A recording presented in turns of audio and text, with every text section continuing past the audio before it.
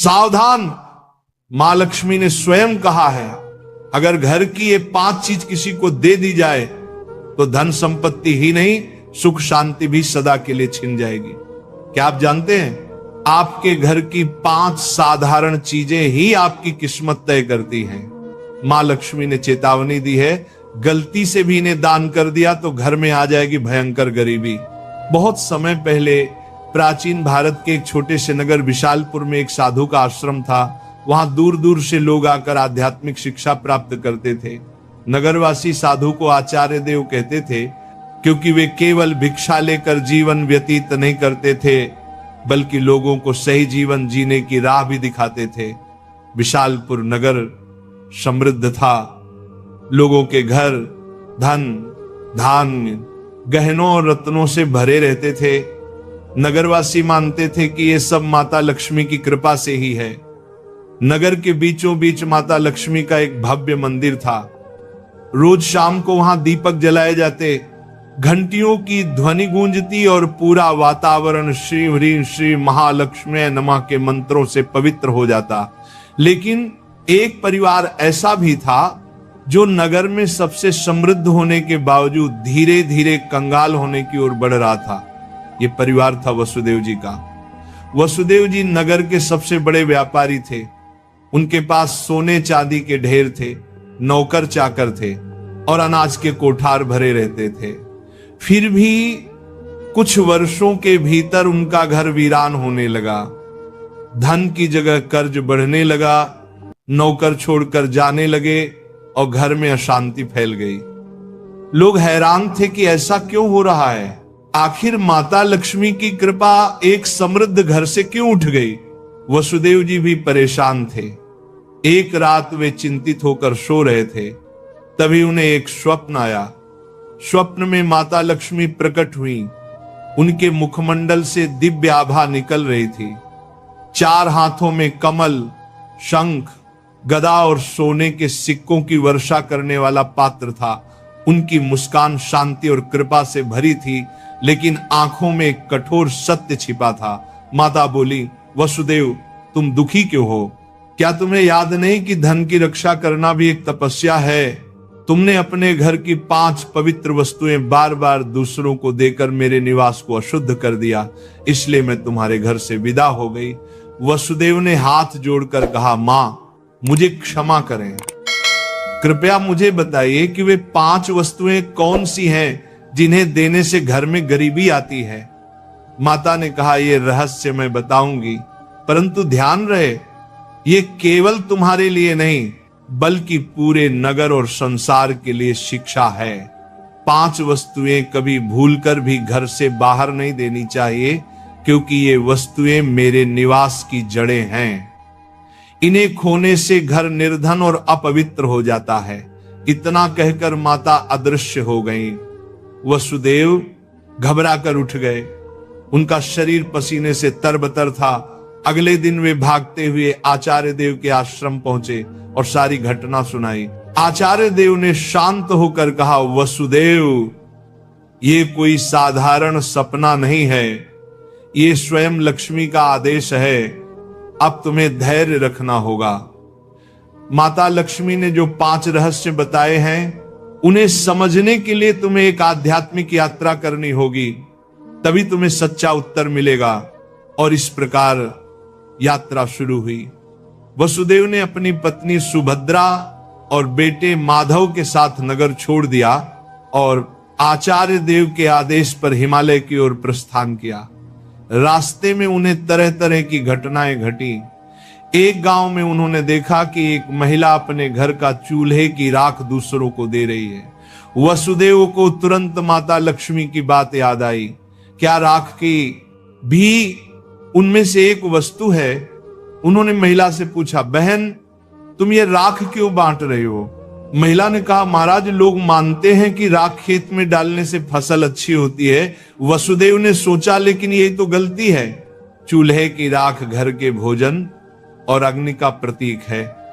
इसे बाहर देने से घर की उन्नति रुक जाती है। यात्रा आगे बढ़ी। वसुदेव, सुभद्रा और माधव पहाड़ों की कठिन राह से गुजर रहे थे। एक रात वे एक आश्रम पहुंचे। वहां एक वृद्ध साध्वी ध्यान में लीन थी। साध्वी ने वसुदेव को देखकर मुस्कुराते हुए कहा, तुम्हें लक्ष्मी माता के 5 रहस्य जानने हैं ना? ध्यान से सुनो। ये पहली वस्तु है चूल्हे की राख, इसे किसी को मत दो, ये घर की लक्ष्मी को बाहर कर देती है। वसुदेव ने प्रणाम किया और रहस्य को याद कर लिया। दूसरे दिन वे आगे बढ़े। एक गांव में देखा कि लोग अपने घर से झाड़ू निकालकर दूसरों को दे रहे। वसुदेव ने आश्चर्य से पूछा, तुम लोग ऐसा क्यों करते हो? एक युवक बोला, हम मानते हैं कि पुराना झाड़ू देने से दरिद्रता चली जाती है। लेकिन तभी आकाश में गड़गड़ाहट हुई, जैसे स्वयं माता लक्ष्मी बोल रही हो, मूर्खों, झाड़ू लक्ष्मी का निवास है। ये घर की स्वच्छता और समृद्धि का प्रतीक है। इसे बाहर देने से लक्ष्मी घर से चली जाती है। वसुदेव को दूसरी वस्तु का भी रहस्य मिल गया, झाड़ू। तीसरा रहस्य उन्हें एक कुटिया में मिला। वहां एक वृद्ध साधक बैठे थे। उनके सामने दीपक जल रहा था।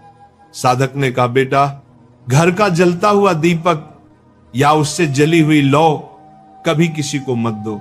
ये घर की ज्योति और आयु का प्रतीक है। इसे देने से सुख शांति चली जाती है। वसुदेव ने तीसरी वस्तु भी जान ली। आगे चलते चलते वे एक गांव पहुंचे। वहां एक परिवार ने अपने घर का नमक पड़ोसियों को उधार दिया। उसी रात उस परिवार के यहां कलह मच गई। साध्वी ने समझाया, नमक रिश्तों की मिठास और स्थिरता का प्रतीक है। घर का नमक देना लक्ष्मी को अपमानित करना है। अब वसुदेव को चौथी वस्तु भी मिल गई, नमक। अंततः हिमालय के पास एक गुफा में तप करते एक योगी ने अंतिम रहस्य बताया। योगी बोले, वसुदेव, 5वीं वस्तु है कपड़े का कोना या पल्लू। महिलाएं अक्सर पुराने कपड़े का पल्लू काट कर दे देती हैं, लेकिन यही स्त्री की लक्ष्मी और घर की मर्यादा का प्रतीक है। इसे देना घर के भाग्य को काटना है। अब 5 वस्तुएं स्पष्ट थी। पहला, चूल्हे की राख। दूसरा, झाड़ू। तीसरा, जलता दीपक। चौथा, नमक। 5वां, कपड़े का कोना। वसुदेव ने कृतज्ञ होकर योगी को प्रणाम किया। अब 5 रहस्यों को जानकर वसुदेव अपनी पत्नी सुभद्रा और पुत्र माधव के साथ नगर की ओर लौटने लगे। रास्ते भर वे मन ही मन माता लक्ष्मी के उपदेशों को दोहराते रहे। नगर पहुंचते ही उन्होंने सबसे पहले आचार्य देव के चरणों में प्रणाम किया और पूरी यात्रा का वर्णन किया। आचार्य देव ने मुस्कुराकर कहा, वसुदेव, तुम्हें अब सच्चा ज्ञान मिल गया है। इन रहस्यों को केवल अपने तक सीमित मत रखना, बल्कि नगरवासियों को भी बताओ, ताकि वे भी लक्ष्मी के अपमान से बच सके। आचार्य देव की आज्ञा पाकर वसुदेव ने नगर के बीचों बीच सभा बुलाई। सभा में नगर के लोग बड़ी संख्या में उपस्थित हुए। वसुदेव ने हाथ जोड़कर कहा, बंधुओं, मैं स्वयं अपनी गलतियों के कारण निर्धनता और कष्ट का भागी बना। माता लक्ष्मी ने मुझे स्वप्न में दर्शन दिए और बताया कि 5 वस्तुएं कभी घर से बाहर नहीं देनी चाहिए। इतना कहकर उन्होंने क्रम से सब समझाया। पहली वस्तु है चूल्हे की राख, दूसरी झाड़ू, तीसरी जलता दीपक, चौथी नमक और 5वीं कपड़े का कोना। लोगों ने आश्चर्य और श्रद्धा से यह बातें सुनी। तभी आकाश में एक दिव्य प्रकाश फैला और माता लक्ष्मी स्वयं प्रकट हुई। उनके प्रकट होते ही वातावरण में सुगंध फैल गई। मंदिरों की घंटियां अपने आप बज उठी और लोग भाव विभोर होकर उनके चरणों में झुक गए। माता बोली, वसुदेव ने जो कहा वह सत्य है। तुम सब जान लो कि ये 5 वस्तुएं मेरे निवास की जड़ हैं। जो इन्हें बाहर देता है वह अपने ही घर से मुझे विदा करता है। ये कहते ही माता ने वसुदेव के घर की ओर हाथ उठाया और देखते ही देखते उनके घर में फिर से समृद्धि लौट आई। कोठार भर गए, नौकर लौट आए और पूरे घर में शांति का वास हो गया।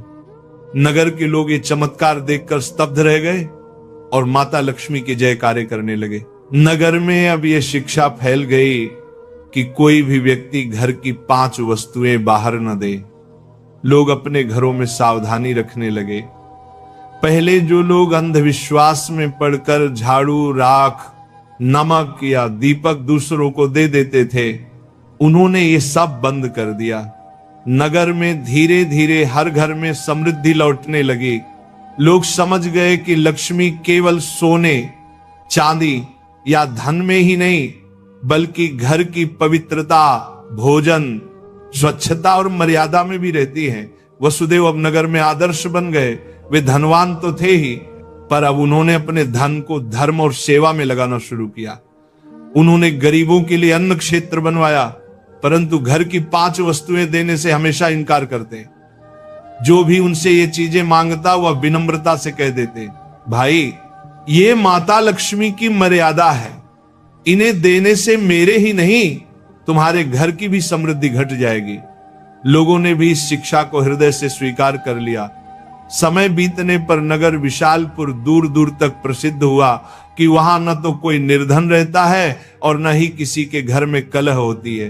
ये सब केवल माता लक्ष्मी की शिक्षा का परिणाम था। माता लक्ष्मी समय समय पर नगर में आकर वसुदेव को आशीर्वाद देती और नगरवासियों को याद दिलाती कि लक्ष्मी केवल धन की देवी नहीं, बल्कि संतुलन, संयम और मर्यादा की शक्ति है। अंततः वसुदेव के जीवन की सबसे बड़ी सीख यही बनी कि लक्ष्मी की कृपा केवल मेहनत से ही नहीं, बल्कि मर्यादा के पालन से भी प्राप्त होती है। माता लक्ष्मी केवल धन संपत्ति की देवी नहीं, बल्कि वे पवित्रता, मर्यादा और संतुलन की शक्ति है। घर की समृद्धि बनाए रखने के लिए मेहनत और सदाचार के साथ साथ मर्यादा का पालन भी आवश्यक है। चूल्हे की राख, झाड़ू, जलता दीपक, नमक और कपड़े का कोना, ये 5 चीजें लक्ष्मी का निवास मानी जाती हैं। इन्हें घर से बाहर देने का अर्थ है लक्ष्मी को स्वयं विदा करना।